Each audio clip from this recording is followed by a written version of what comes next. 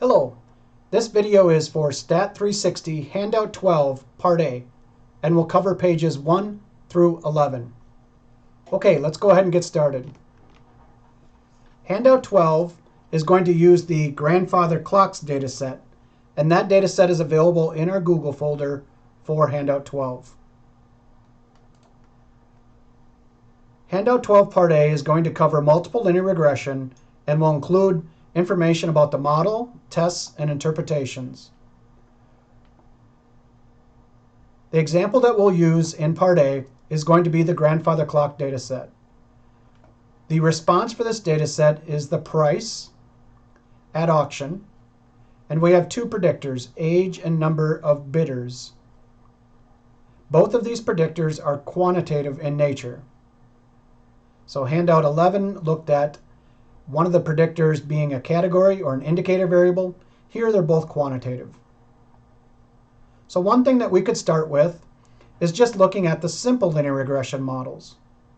So how is price influenced by age, and then how is price influenced by the number of bidders, but doing that separately. We can see here from the bottom of page 1 that the summary output, that the R² for age is considerably higher than the R² when we're using number of bidders. So age seems to be a more useful predictor than the number of bidders. Here's the two regression lines, the R² and the root mean square error values as well.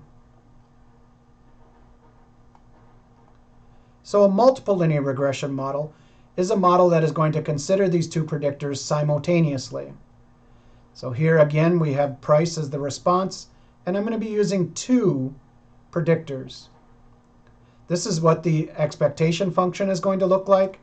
I'm going to have a beta 0, which is going to be the y-intercept. I'm going to have a slope for the age effect, and I'm going to have a different slope for the number of bidders. The variance function is assumed to be constant, and price is assumed to follow a normal distribution. The matrix representation is going to look like this. We are going to have a response vector for price, and then our predictor matrix is going to make up our X matrix. The first column will have a column of 1s, and then I'll have the predictor for age, and then will have the second predictor for number of bidders. So this is what our software uses when it tries to fit the models, as it builds these X matrices and also the Y vector. So let's start with a scatterplot matrix.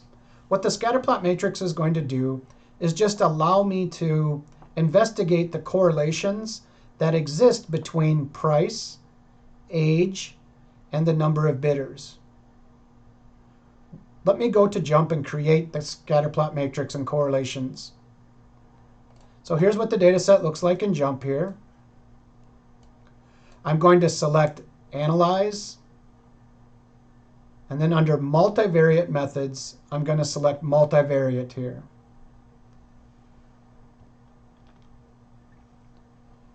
So again, this is underneath Analyze, Multivariate Methods, Multivariate. And what I want to do here is put my response in the y-columns box first, and then the predictors. So I assume that you put the response in first in my discussions. Here's what is returned by Jump. You can see that we have the correlations here. We'll talk through those. And then I also have the correlation scatterplot matrix as well. You can turn off the density ellipse if you want. There's a bunch of different options available under this red drop-down menu here. Okay, let's go back to our handout then. So these are correlation measurements. They're actually Pearson correlation measurements. Correlation measurements range from -1 to 1. If I am at a +1, then we are said to have a strong positive correlation. If I'm down close to -1, we say that we have a strong negative correlation. And if I'm close to 0, then there's no linear relationship between the variables. So in the top row here would be the correlations with price. Price is my response variable, so I want correlations to be high with my response variable. So here age is 0.73. That's fairly high, fairly strong. Number of bidders is 0.39, which is somewhat large. Considerably smaller, though, than age. So again, in that top row, we want correlations to be high. In the remaining rows, we do not want the correlations to be high. We want the correlations to be low, because these represent the correlations between the predictors. Okay, and we do not want predictors to be highly correlated with one another. I don't want to use two different predictors that are essentially telling me the same information. So again, when we're looking at the patterns in that top row with our response, we want those to be high. But in the scatter plots below that top row, we want the correlations to be low. So here in this situation, it looks like both predictors are useful in predicting price because their correlations are somewhat high. Certainly age is. And I don't have to worry about kind of a repeat of information because age and the number of bidders here are not all that highly correlated with one another. That's the correlation that we want low there. So I'm going to proceed with using both age and number of bidders in my model. So underneath Analyze Fit Model, I'm going to put price in my Y box, and under Construct Model Effects, I'm going to use age and number of bidders. I can see my output here is on the right. We will start with the overall regression test, which is given kind of in the middle, or the analysis of variance part of the output. My p-value right here is less than 0.05, so I know that I have a linear relationship between these variables. What that means in practice is that the age and or the number of bidders are going to be useful in trying to predict price. Let's compare the models. So here is syntax that R uses when it fits models. And I'll adapt that syntax here as well. It's a nice shorthand syntax for identifying what type of model you're fitting. So for the simple linear regression model that included age, I had an R-squared of 53%. My root mean square error, or the average error, was about 273. When I used the number of bidders in a simple linear regression model, I didn't have a very high R-squared. It was only 16%, and my average amount of error went up quite a bit. However, when I use a multiple linear regression model that includes both age and the number of bidders, I increase the R-squared considerably. In fact, I increase it more than what I get when I add these two R-squareds together. So when I use a model that simultaneously considers age and number of bidders, I end up getting an additional effect. This is a pretty good R-squared. It leaves only about a little over 10% unexplained. The average amount of error dropped considerably as well in my multiple linear regression model. Here it's at $133.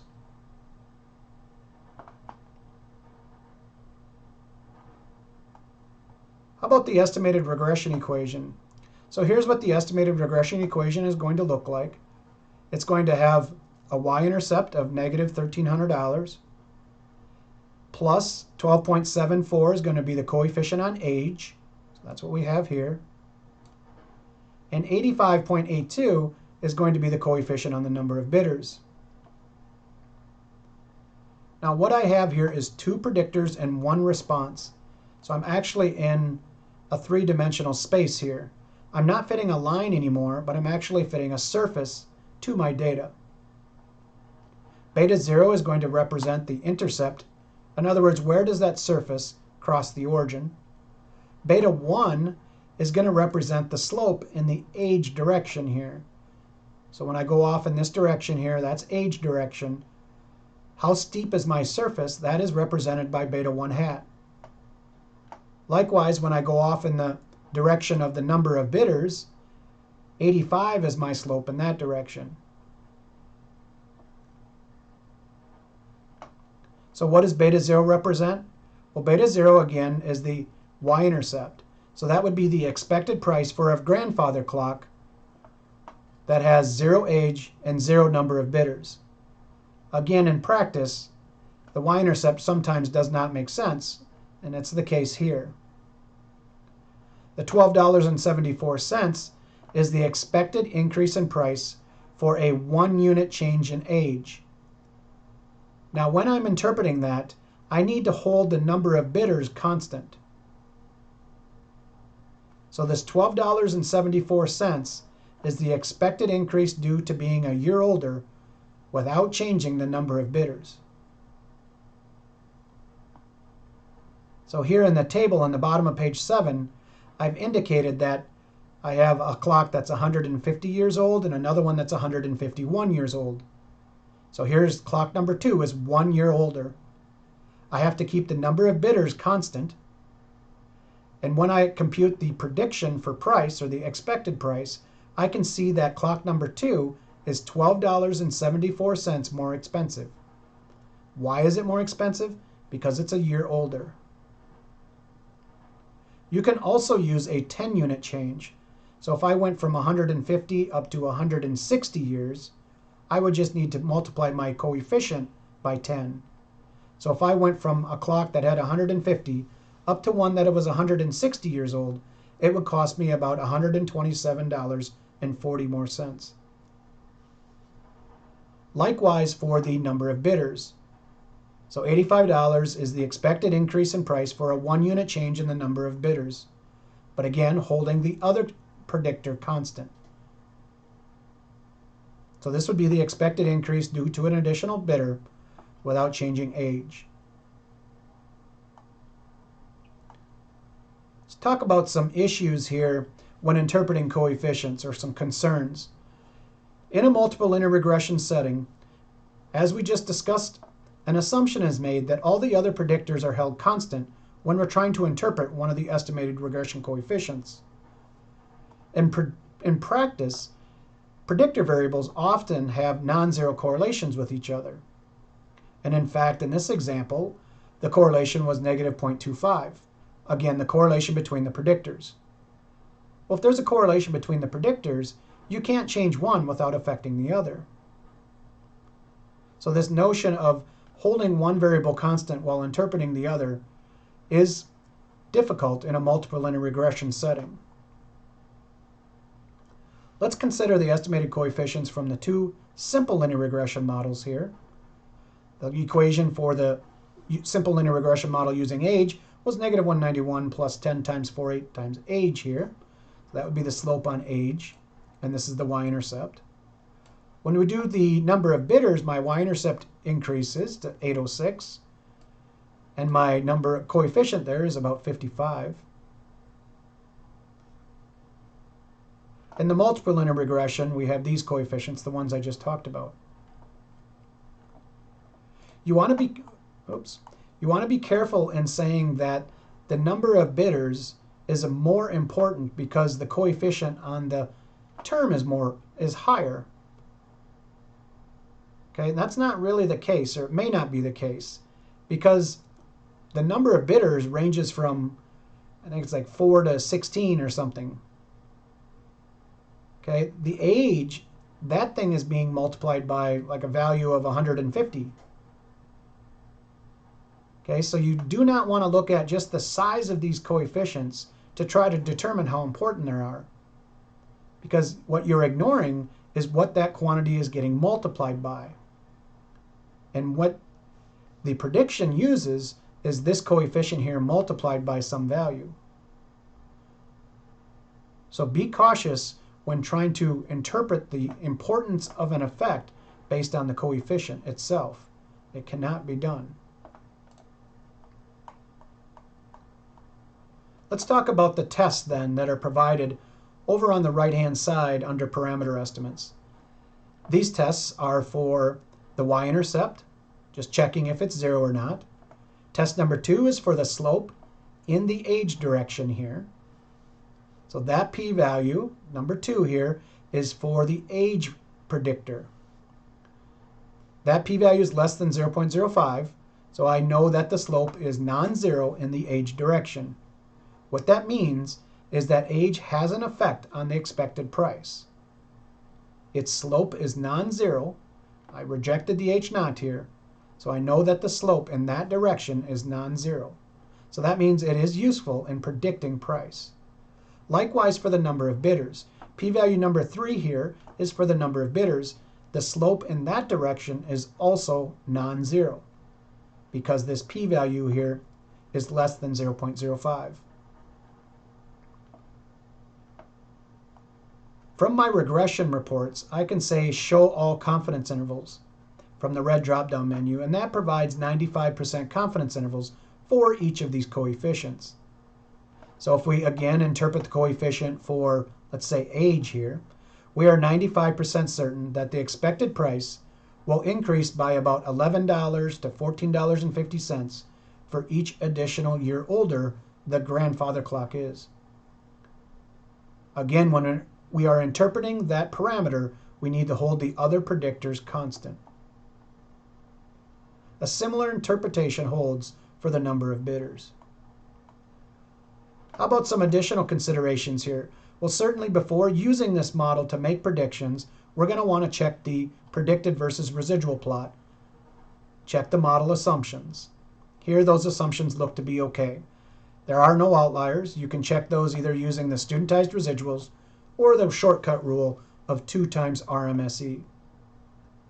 The RMSE for this model, I think, was 130 or something. Let me go back up here and check.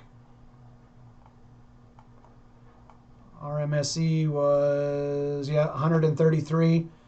So multiply that by 2, that's about 266. So I don't think I have any residuals that are greater than 266 or smaller than negative 266. So no outliers, random scatter here above and below the line, no megaphone. The model assumptions look okay. How about the predicted versus actual plot? The predicted versus actual plot will just ensure that you're making predictions or that predictions look okay across the entire spectrum of prices. One note that I'd like to mention is that the correlation in this plot, if you square that quantity, you actually get the r squared. So you can think of the r squared as the strength of the relationship between the predicted and actual prices. If that correlation was 1, then all of these predictions would match exactly the predicted price, and all of these dots would be exactly on the y equal x line. Here my r squared is 89%, so it's fairly close to the y equal x line there. You can also create a 3D surface plot in JUMP, and before I leave this video, I will show you how to do that. What you can do is just save the predicted values into your spreadsheet, and you're going to want to save the formula version of those. And then underneath graph, you can just select surface plot and identify the predicted values using the formula. And then if you also want to include the dots, you will need to put price, age, and number of bidders in this box as well. So I'll show you again how to create that inside of JUMP. And then finally, if you want to make predictions, all we need to do from our drop-down menu is select the predicted formula, and then the lower and upper, the formulas for the mean confidence interval and for the individual confidence intervals. So again, you want the formula version of these. Then you can simply just add an additional row and then type in the value for age and the number of bidders that you'd like to make a prediction for. So I will show you these here in JUMP before leaving here. Okay, so let's go over into JUMP. Get rid of my correlation stuff. Select Analyze, Fit Model, Price, Age down here, and Number of Bidders down here. Just say Run. And here's all of the output that we get. This first plot is the predicted versus actual. I actually made my own version of that plot. Here's our residual plot that we would be using to check our model assumptions. That's provided by default here. And then here are my summary of fit output, my analysis of variance, and parameter estimate output. If you want to get the confidence intervals, under regression reports, you can say show all confidence intervals. That's how I got the confidence intervals. To get the prediction formula, I would just do save columns prediction formula. And then I'm also going to want to save columns mean confidence limit formula and individual confidence limit formula.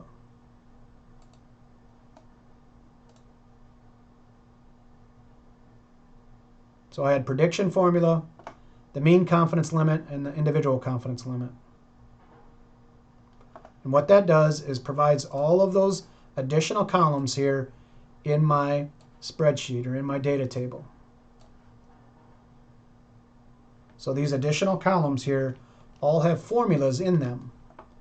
So when I go to add a row to my table, it will automatically be computed. So let's go ahead and make a prediction. So first things first, I need to add a row.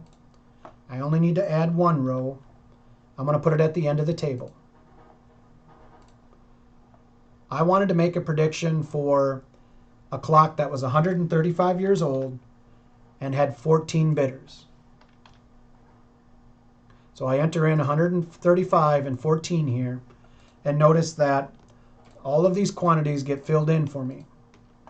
Again, because I'm using the formula version of that output. So I can expect to pay about $1,584 for that antique clock using this model. Here's my individual confidence interval over here. So if I'm buying just one individual antique clock, I can expect to spend between about $1,300 and $1,871. If I wanted to buy a whole bunch of these clocks that were all 135 years old and there were 14 bidders, I would be using the mean confidence intervals. But rarely do we use those in practice. We almost always use these individual confidence intervals. Okay, one last thing. How do I get that 3D surface plot? I'm going to need the prediction formula and then also my other variables.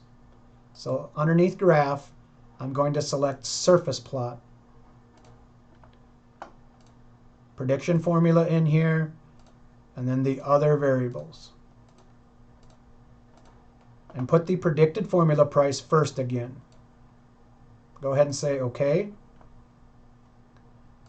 And JMP will create this surface plot for you that will contain the surface. It takes a little bit to get used to moving this around, but just hold your left mouse button and kind of move that around. It doesn't look like I have very many points here, but the other ones are down underneath that surface.